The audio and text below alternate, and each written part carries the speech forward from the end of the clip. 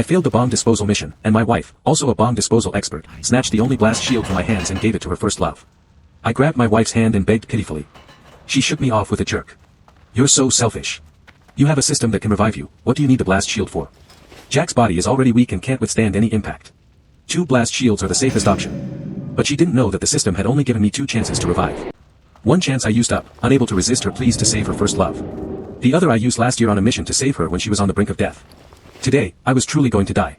After the bomb exploded, the entire room became an inferno, with towering flames instantly engulfing my body.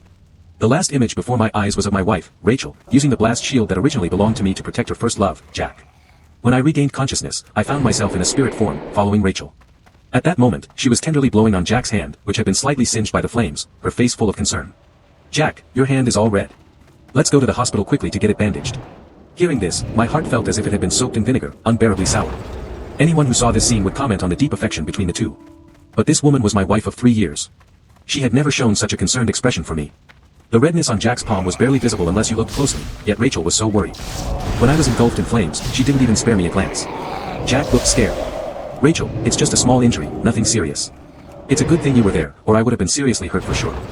Rachel still looked tense. Who says it's a small injury? What if there's some internal damage? I won't be at ease until a doctor checks it out. With that, she immediately took Jack's hand and walked towards the exit, her usually calm face full of anxiety. Before getting into the car, Emily, a colleague from the same team, stopped her with a frown. Luke is still at the scene and hasn't come out. The bomb just exploded. Could something have happened to him? Hearing my name, Rachel's expression instantly turned to disgust, her face full of impatience. What could happen? That selfish bastard values his life too much. He's probably hiding somewhere. Get out of the way quickly. Jack needs to go to the hospital. We can't delay. From leaving the explosion site until now, Rachel hadn't mentioned me once, hadn't shown any concern for my safety. Even when someone else worried that something might have happened to me, she had to belittle me. I must be quite a failure as a husband in her heart. Rachel pushed Emily aside and got into the car with Jack, heading straight to the hospital, ignoring Emily's calls behind them. At the hospital, after the examination, Jack hadn't suffered any injuries, just a small red mark on his hand where the flame had singed it. Rachel, however, acted as if it was a major crisis, insisting that the doctor must bandage it well. Jack looked at her with emotion. Rachel, you're still so good to me. Then he hesitated before speaking again. Without a blast shield, will Luke be alright? After all, he came to save me. I'll feel guilty if something happens to him. Rachel waved her hand, her words showing no concern at all. Luke has a system, he won't die. Your body is already not good, you can't take any injury. He even tried to keep the blast shield earlier, saying he would die this time. He's so selfish. He clearly has a system that can save him, yet he tried to trick me. I think he just can't stand seeing me being good to you. When he comes back, I'm going to have a big fight with him for sure. By the end, Rachel was full of anger, as if I had committed some terrible crime. But I just wanted to live. I hadn't lied to her either. The system had only given me 2 chances to revive, and I had already used them up. I was a task executor who had crossed over to this world, and my mission was to make Rachel marry me. The year I met Rachel, she was, like me, a newly recruited bomb disposal officer in the police force. At that time, her first love Jack had broken up with her abruptly to go abroad, leaving Rachel in a daze every day. It was I who stayed by her side constantly, helping her out of the gloom. 3 years later, we naturally became husband and wife, and my mission was successfully completed. The system gave me a reward. I could stay in this world and had 2 chances to revive. At that time, I had also truly fallen in love with Rachel. I believed that the most important thing between husband and wife was honesty, so I told her about the system without reservation. I even jokingly said, no matter what, I won't die. I can stay with you until we're old. But I never thought that this sentence would become my death warrant. Shortly after we got married, Jack returned from abroad. Jack only shed a few tears in front of Rachel, explaining that going abroad was entirely his parents' wish, which he couldn't disobey. Rachel believed him without hesitation. She seemed to forget the pain Jack had caused her back then and started following him around, caring for his every need. She even begged me to use the system to save Jack when he was in a life-threatening car accident. When I saw Rachel crying her eyes out, I couldn't say I wasn't heartbroken. How could I not be sad and angry when my wife was shedding tears for another man? But I loved Rachel deeply, and I couldn't refuse her request. So, the first chance to revive was used up. Last year, after Rachel had finished defusing a bomb and was about to return to the team, she was shot by a criminal who had fought back, right in the heart. When Rachel was sent to the hospital, the doctor took one look and issued a death notice. I couldn't accept Rachel leaving me, so I resolutely gave her my last chance. Before reviving Rachel, the system had repeatedly asked me if I was sure, as this was the last chance. Wouldn't I regret it? I answered firmly, I won't regret it. The system agreed, and after that, it never appeared again. At that time, I thought Rachel's feelings for Jack were just an obsession, and that with time, she would naturally come to her senses and return to our family. And I firmly believed that I could grow old with Rachel. But now, the cruel reality had given me a harsh wake-up call. It turned out that Rachel had always only loved Jack. And I was just deluding myself. Jack looked at Rachel, seeming to want to say something but holding back. Rachel tapped his forehead, her tone intimate, Jack, what is it that you can't tell me?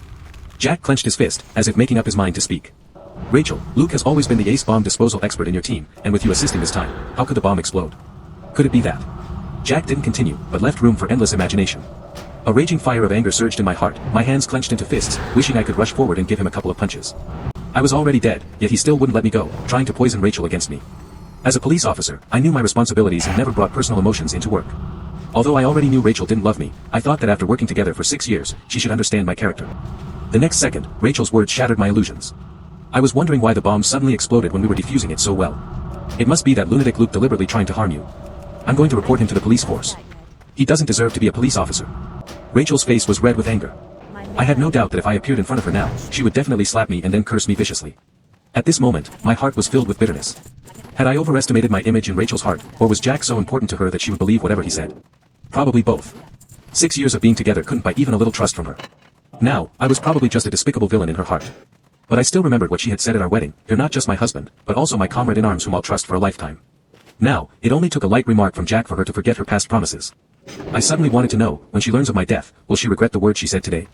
Rachel paced back and forth in the room, unable to vent her anger. She took out her phone and sent me messages. "Luke, how dare you tamper with the bomb, I'll make you pay for this. Don't think I don't know you can't die, reply to me right now." Rachel stared at her phone intently, but after 1 minute, 2 minutes passed, there was still no reply.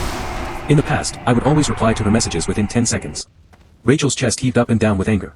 "Fine, pretend to be dead then. Don't think I can't do anything about you." She called a colleague who had stayed at the scene, not even waiting for the other end to speak before she shouted angrily, "Tell Luke I know all about his dirty tricks, he better be prepared to face disciplinary action." An anxious voice came from the other end of the phone. "Luke hasn't come out yet, the fire hasn't been put out and we can't get in. He might really be in trouble." Rachel sneered, her tone icy cold. "He won't die. I think he's just hiding because he's afraid of being held accountable. You tell him this trick won't work. He almost killed Jack, I will definitely get to the bottom of this." With that, she angrily hung up the phone, still cursing under her breath. A flash of smugness passed through Jack's eyes, but he pretended to be magnanimous. "Rachel, it's normal for men to be jealous." Luke was probably just momentarily confused. "Let it go." But Rachel glared at him with a stern face. "How can we let it go? Your body hasn't been good since the car accident, and this time if it weren't for the blast shield, your life could have been in danger. We can't let him off easily." Jack hugged Rachel emotionally, the two looking like a couple who had survived a disaster together.